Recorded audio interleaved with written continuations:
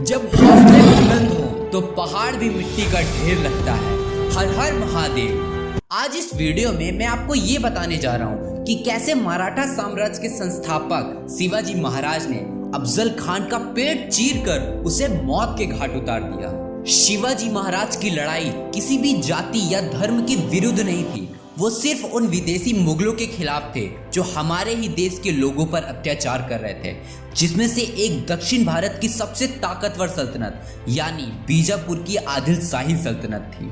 शिवाजी महाराज ने आदिल सल्तनत से कई बड़े किले जीत लिए थे और उनके मराठा स्वराज की ताकत बढ़ती जा रही थी। किसी को भी समझ नहीं आ रहा था कि शिवाजी महाराज के बढ़ते स्वराज को कैसे रोका जाए। तभी एक दिन वहां की बड़ी बेगम ने सभी सूरमा सरदारों को दरबार में इकट्ठा होने को कहा और वहां खड़े सभी सरदारों से पूछा कि कौन शिवाजी महाराज को पकड़कर मेरे कदमों में लाएगा। ये सुनने के बाद उस पूरे दरबार में सन्नाटा छा गया। किसी के अंदर हिम्मत नहीं हो रही थी शिवाजी के खिलाफ बोलने की। लेकिन तभी एक भारी आवाज में एक मुगल सरदार बोला, मैं लेकर आऊंगा शिवाजी को, जिंदा या मुर्दा। वो कोई और नहीं, 7.5 फुट लंबा और जिसमें इतनी ताकत थी कि वह एक हाथी तक को भी मारकर गिरा सकता था, वह था अफजल खान, जो जितना ताकतवर था उतना ही क्रूर और कपटी, जिसने औरंगजेब को भी मात दी थी। उसने बड़ी बेगम से वादा किया कि वह शिवाजी महाराज के सर को उनके कदमों में लाकर रख देगा। अफजल खान ने जोश में आकर बड़ी बेगम से बड़े बड़े वादे तो कर दिए थे, पर कहीं ना कहीं उसे भी ये बात पता थी कि ये काम आसान तो बिल्कुल भी नहीं है। अफजल खान बीजापुर आदि शाह हुकूमत का सबसे लड़ाका था। वो अपनी जीत के लिए किसी भी हद तक जा सकता था और कुछ भी कर सकता था। अफजल खान किसी भी कीमत पर शिवाजी को मारना चाहता था, जबकि उसे पता था कि वह शायद ही शिवाजी को मार सकेगा, क्योंकि उसे पहले ही उसकी मौत के बारे में बता दिया गया था।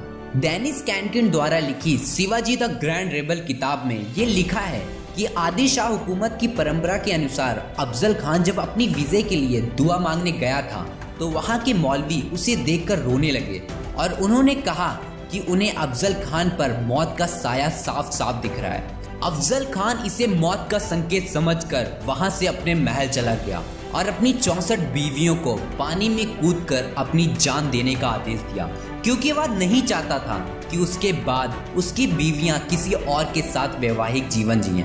मुगल्स कितने निर्दयी और पत्थर दिल थे, इस बात का पता यहीं से चलता है।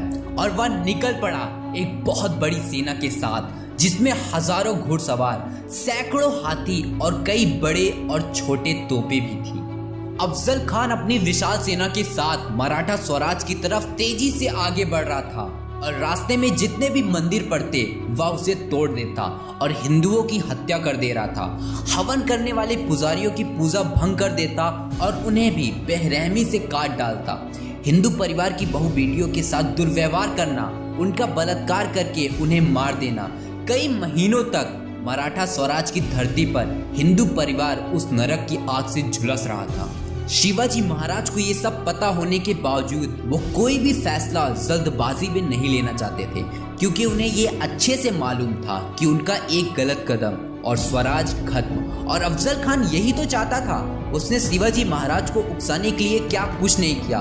उस दुष्ट ने माँ तुलजा भवानी के मंदिर को भी तोड़ दिया, जिसके शिवाजी महाराज बहुत बड़े भक्त हैं और उन पर जगदम्बा का आशीर्वाद था। इतना सब होने के बावजूद भी शिवाजी महाराज ने अपना धैर्य नहीं खोया और अपने दिमाग की चतुराई से मौके की तलाश करने लगे। अब अफजल खान बिल्कुल तिलमिला गया। उसे समझ में नहीं आ रहा था कि कैसे वो शिवाजी को अपने गिरफ्त में ले।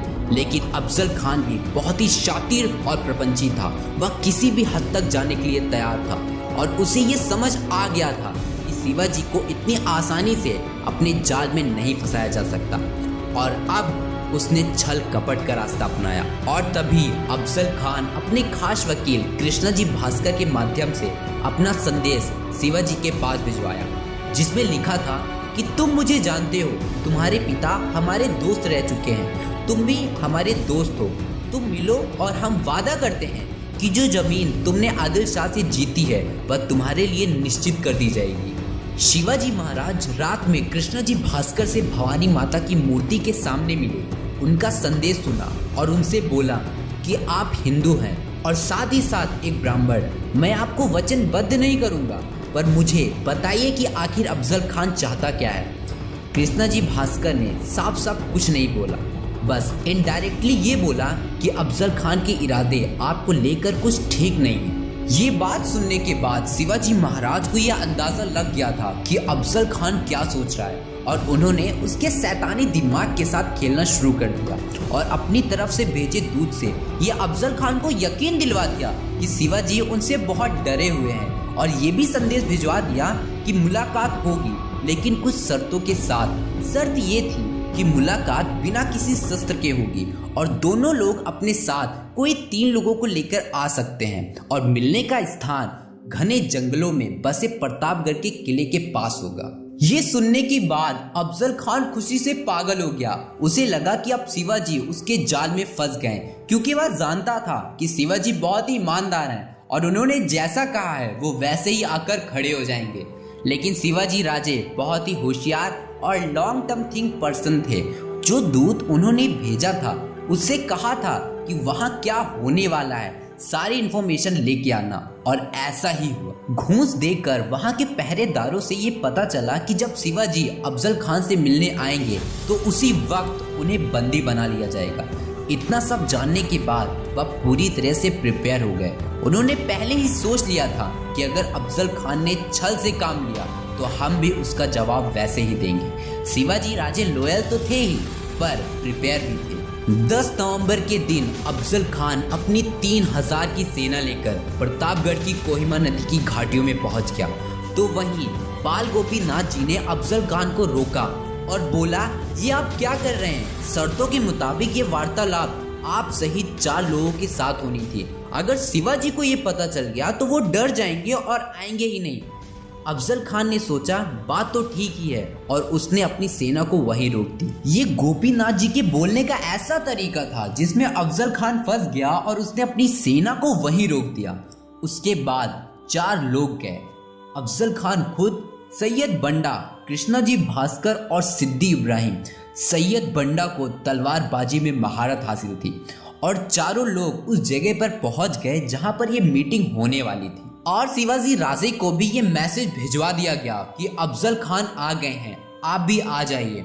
शिवाजी महाराज ने अपनी माता जीजाबाई के पैर छुए, उनका आशीर्वाद लिया।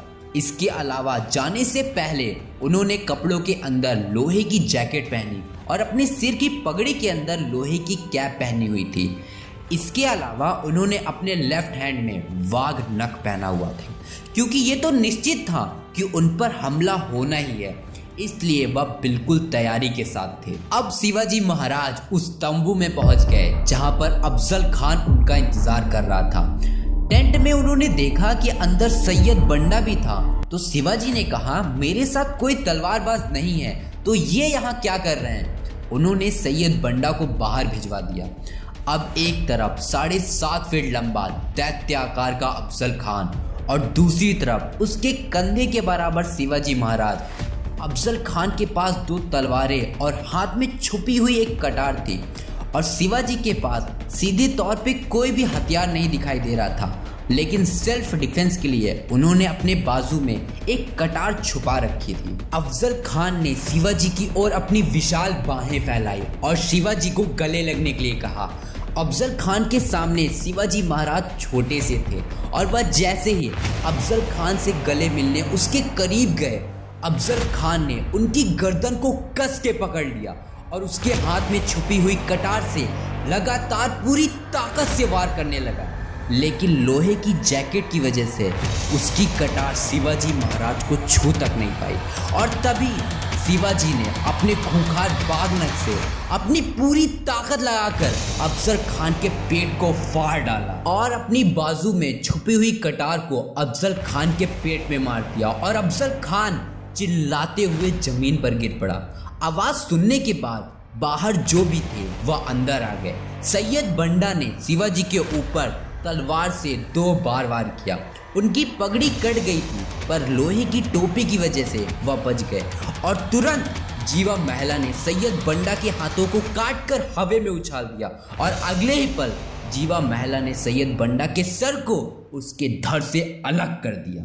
अफजल खान जो जमीन पर पड़ा हुआ था, पालकी वाले उसे उठाकर ले जा रहे थे, तो तभी शंभूजी काईजी ने उसे पालकी से घसीटकर बाहर निकाल दिया और एक ही पल में उसकी गर्दन उड़ा दी। और उसके बाद एक तोप के गोले से मालवों को एक संदेश दिया गया कि वह बीजापुर की सेना के ऊपर अटैक कर दें और बीजापुर की 3000 की सेना को तहस नहस करके रख दिया। कुछ ने आत्मसमर्पण कर दिया तो उन्हें बाद में सम्मान के साथ बीजापुर वापस भेज दिया गया। शिवाजी महाराज जीजामाँ के पास गए और अफजल खान की मृत्यु का संदेश दिया तो जीजाबाई ने कहा कि इनका अंतिम संस्कार इनके धर्म के अनुसार किया जाए। तो वहीं अफजल खान और उसके साथियों की कब्र बनाकर उन्हें दफना दिया गया, जिसकी कब्र आज भी वहां पर है। शत्रु कितना ही बलवान क्यों ना हो, उसे अपने इरादे और उत्साह मात्र से परास्त किया जा सकता है। ऐसा माइंडसेट रखने वाले शिवाजी महाराज हमारे भारत महाराष्ट्र की धरती पर जन्म हुआ, ये हमारे लिए बहुत ही गर्व की बात है, जिसके बारे में हमें उत्साह से लोगों को बताना चाहिए।